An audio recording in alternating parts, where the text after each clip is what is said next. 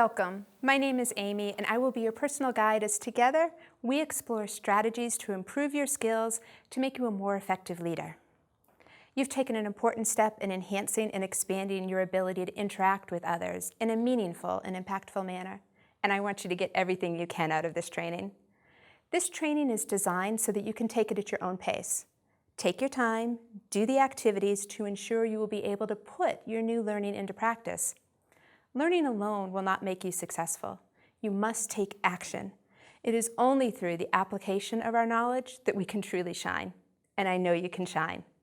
We're in this journey together. Please feel free to reach out to me at any time with your questions or comments.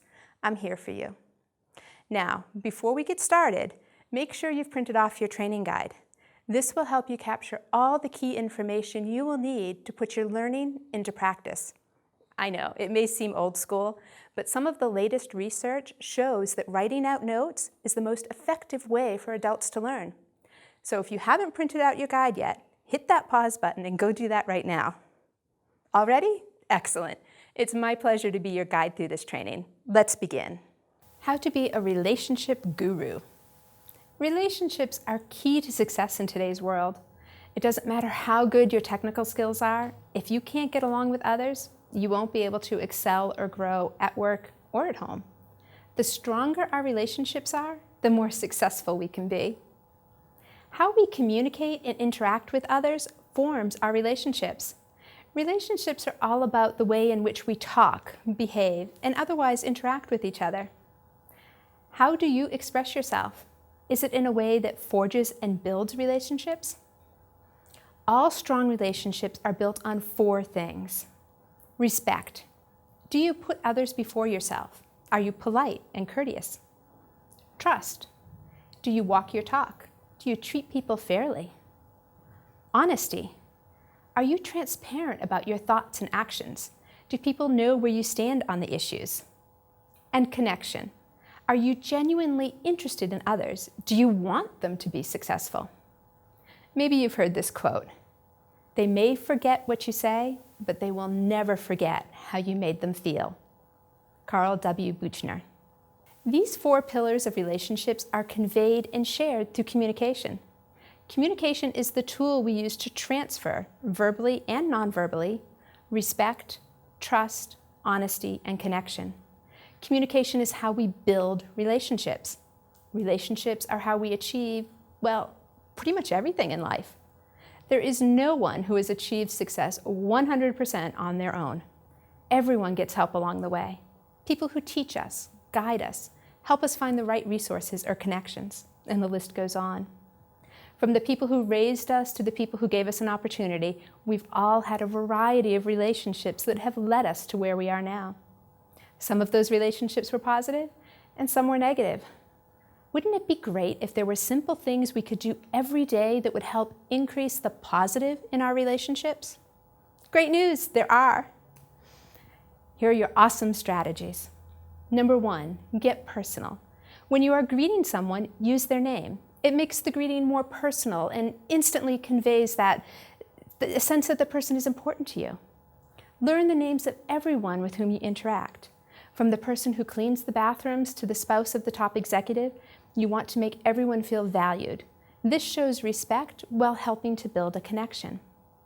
Remembering people's names is something I struggle with. Making sure I repeat the names when I first meet them helps. For me, what helps even more is not being afraid when I have forgotten their name to ask them their name again. The first couple of times I was embarrassed about making this request, but I've learned that people are usually very open to telling me again. At times, it has been a way to break the ice, and many times, the person has asked me for my name again as well. By making sure I know their name, I am showing them that they are important to me and that I expect to be talking to them again in the future. Number 2, don't eat alone. We've all heard the expression that you shouldn't drink alone. The same goes for eating at the workplace. Eating together creates a natural time for people to relax and bond. There's something about sharing food that tends to put people at ease. Talking about the food being eaten can also be used as a conversation starter. I know a lot of people who will see open chairs, not a completely open table, in an office lunchroom and decide that they'll just go and eat alone in their office. What a missed opportunity. This is the chance to start some new relationship and expand your network. When you see an open seat, you need to ask if you can join that table. Once you do, introduce yourself and ask the others some questions to start learning about them. I've made some great friends doing this and have gotten to know a lot of people outside of my immediate team. 3, remember, you're on the clock.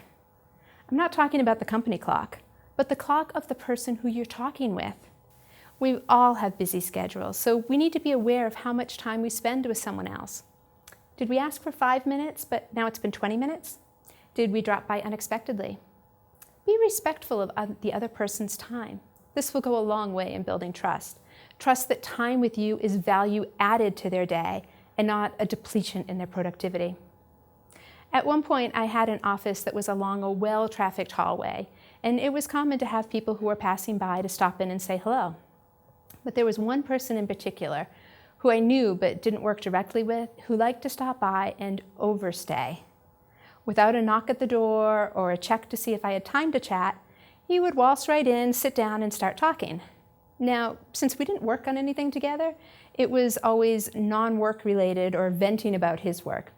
This person seemed to think that I was his personal therapist.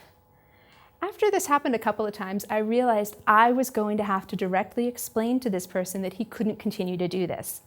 Well, I could emphasize that he needed someone to talk to. That person couldn't be me. I didn't want to harm the relationship, although sometimes relationships need to end, but I needed to make some clear boundaries as to what could and couldn't be done. The next time he dropped by, I explained that I had some deadlines to meet and I wasn't able to talk to him, but asked if he wanted to meet me for lunch the next day so we could talk then. By redirecting the time and place of the conversation, I maintained the relationship while protecting my time. In this instance, this was a good approach, as he later was moved into a department that I frequently worked with, and I was able to capitalize on our relationship to improve collaboration. 4, recognize the voice of body language. We've all heard the expression that actions speak louder than words. Pay attention to the body language of others. Are they becoming bored or impatient? It might be time to wrap up and move on. Are they chomping at the bit to share their own ideas? Let them speak. Are they leaning forward and nodding their head? Keep talking. Remember that conversations and relationships are about more than just yourself. Staying in tune with the other person is a sign of respect. Along with watching to see what others are saying non-verbally, it is also critically important to be aware of your own body language. I will never forget early in my career when a colleague asked me what my issue was after a routine meeting. She wasn't sure if it was the speaker or the topic, but she noted that I rolled my eyes and pursed my lips when a specific person was speaking. I had absolutely no idea I had done that.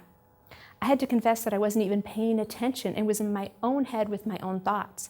I didn't realize that my private off-topic thoughts were being conveyed so visually through my face. After learning that several people noted my reaction and thought I was being disrespectful, I knew I needed to apologize to both the speaker and to my team. It was a painful but powerful lesson for me. Number 5, be interesting and interested. Know what is happening in the world, especially related to thought leaders in your industry and world news. Have something interesting to say to start the conversation and be able to share your personal views on that topic. This opened the door for the other person to share what they know as well. Relationships start with conversations, and conversations can grow the nature of the relationship. Be thoughtful with the conversations that will nurture positive energy. To be interesting, you must be willing to open up about yourself. This is a two-way street. You have to be able to share your opinions and views and hobbies if you want to learn about the other person's opinions and views and hobbies.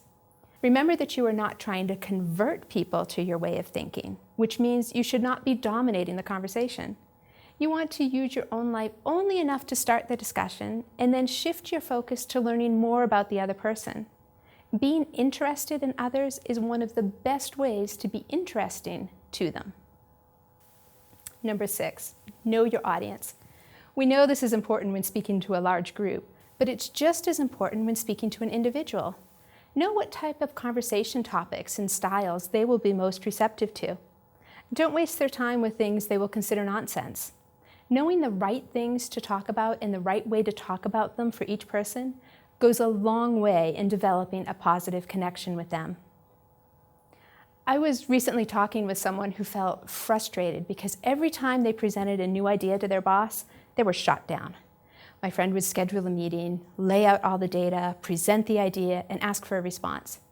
Every time he was told no. After taking some time to focus not on how he was giving information, but how his boss was receiving information, a new approach was tried. My friend scheduled the meeting, laid out all the data, presented the idea, but then asked for advice on the idea. He asked his boss if he would review everything and get back to him with his thoughts. 2 days later, he got a positive response. You see, it wasn't that his boss didn't like any of the previous ideas. It was that his boss was not someone who makes immediate decisions. He needed to have time to process all of the information before he made a decision. By simply making a change in how he communicated so that his ideas could be better received by his intended audience, my friend went from frustrated employee to a rising star in the company. Number 7, give more than you take. Relationships are a two-way street. There has to be a constant shifting between what you give the relationship and what you take from it. People who are seen as great as building relationships and who are highly trusted and respected focus on what they can bring to the party. They're always offering something, a hand, an ear, a little nugget of wisdom. This naturally brings them more than they need from the relationship, but it's the giving that strengthens and grows the relationship. If you just sit around and take, the relationship is very likely to fail. It is easy to get busy in our own lives and focus on what we need rather than what we can offer. I once had the opportunity to work with a leader who was excellent at giving. He would always ask how he could help and what he could do to support my work, and directed me towards several opportunities. But what stands out most is that he also had a gentle way of asking me how I could help others. He not only led with an example of giving, but encouraged me to identify ways that I could give to others. This didn't simply strengthen our relationship, but showed all of us on the team how we could strengthen our relationships with each other. Number 8, go old school. Take a break from technology and write a handwritten note. Radical, I know, but so few people take the time to do this nowadays, it will make you unique. It will show your thoughtfulness and reflect the importance of the relationship to you. It doesn't have to be lengthy, and it takes no longer to write by hand than to type an email. Yet the handwritten note carries much more impact than an email or an instant message. Use notes for thanks, appreciation, and special occasions. I used to have a colleague who was great at this. She tended to be soft-spoken, but her actions spoke loudly. More than once, after achieving a major career or personal milestone, I would discover a little note on my desk, a small handwritten note of congratulations. It always came as a surprise to me, finding these little tokens. But along with the surprise, there was always a feeling of gratitude. She cared enough not only to think of me, but to do something. These handwritten notes, usually on her signature stationery, always felt so personal and so much more meaningful than an email. One small gesture, but it always made a big impact on me and did a lot to strengthen our connection and relationship. Number 9, be genuinely curious. If you want to start or grow a relationship with someone, ask them questions. Not generic questions about the paint color in the room, but real questions about their success, their challenges, their hobbies, or their families. Ask questions that you actually want the answers to. If you aren't interested in the answer, people will feel that and it will weaken the relationship. Ask questions that will be meaningful to both you and the other person. Be interested in their response and use the opportunity to learn more about them. You never know what type of connection you might make with someone. I was trying to build a relationship with the director of another division where I thought we might have some operational synergy. I also knew that our professional areas of expertise were very different. I was social science, he was bioengineering, and I was having difficulty finding common ground. Then I noted some mementos in his office about a research trip to Antarctica. As someone who loves to travel, that gave me an opening to start a discussion. From there, we were able to bond and start a great working relationship. Number 10, share your network. Use the relationships you have to help others grow their network. Offer to make introductions and suggest possible contacts worth pursuing. Not only does this show that you are thinking of the other person, but it shows that you want to help them be successful. Talk about a way to demonstrate respect, trust, and connections all at once. This strategy highlights the pillars of a great relationship. Consider being a mentor. This is the perfect way to practice sharing your wisdom and relationship contacts to someone else and help them grow and improve. This will also develop your reputation as a trusted person who thinks beyond themselves and genuinely cares about helping others. Carve out time to mentor someone each week or a few people monthly. Either way, scheduling time each week to share your networking strategies and successes with others will help you develop the habit of continually sharing. Eventually, it will become an automatic response to you to share and help, whether it's in a mentoring situation or not. You can make more friends in 2 months by becoming interested in other people than you can in 2 years by trying to get other people interested in you. Dale Carnegie. Putting it all together. Great relationships take effort. That's what it all boils down to. If you want to become a guru at relationships, a key ingredient to life success, then you're going to have to put in the effort. Think about how you interact with people on a daily basis. Are you showing respect? Are you building trust? Are you promoting honesty? Are you creating connections?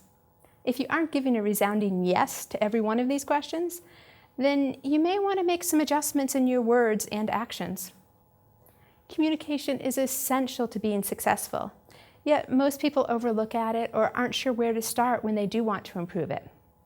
The 10 strategies I've outlined are one place you can start. Pick one strategy you want to work with on first. Jot that down on your worksheet, along with the specific actions that you need to practice. Work on the strategy every day until you master it and it becomes your habit. Then move on to another strategy, then another. It will take time, but this approach is the best way to strengthen your relationship building skills. Your choice. So, which skill are you going to start with? And what are the specific strategies you need to practice to improve that skill? If you haven't done so already, write down those actions on your worksheet. Practice is what will develop this skill into a habit. Be intentional about practicing them every day. With time, they will become more natural for you and you will see the improvements in your relationships. Master one habit before you move on to the next. Build your relationships one small step at a time. Small steps can lead to big rewards in many areas of your life, and communication is no exception. Increasing your level of awesomeness is a big reward that is all your relationships can benefit from. Thank you for taking time out of your busy schedule to let me guide you through this training. I hope you found it useful, and I really hope that you stick to your plan and start taking small steps to becoming a relationship guru.